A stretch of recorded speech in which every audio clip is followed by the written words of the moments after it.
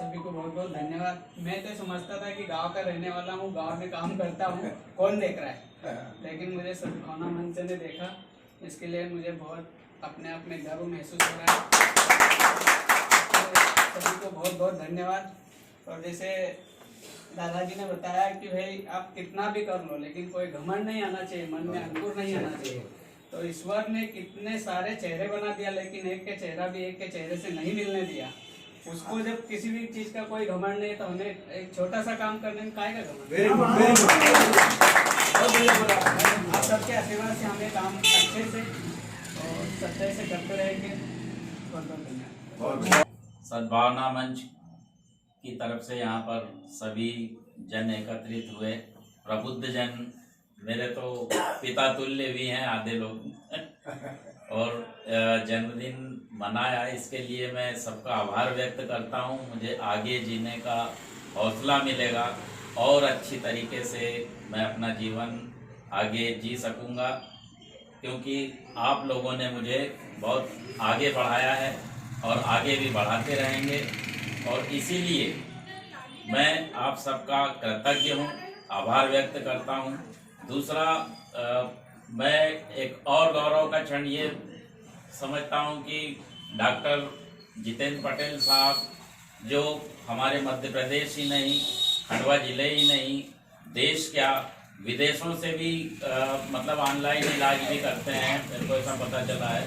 और बहुत ही उन्होंने प्रसिद्धि खुद की तो पाई है, लेकिन खंडवा जिले की भी प्रसिद्धि उन्होंने एक छोटे से गांव में पताका फहरा कर बहुत आगे तक इसे बढ़ाया है।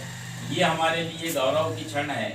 गौरव का क्षण हो सकता है कि आचार्य विद्यासागर जी जो वर्तमान जीवित भगवान के रूप में पूजे जाते हैं, उनका उपचार कर रहे हैं। डॉक्टर साहब के बारे में तो मैं ये कहना चाहूँगा कि जिस तरीके से हमारे यहाँ एलोपैथी का बहुत तेजी से प्रचार प्रसार हुआ और वो चरम पर आई, तो इससे संबंधित ये ग्लोबल टाइप का एक चक्र बनता है इसमें।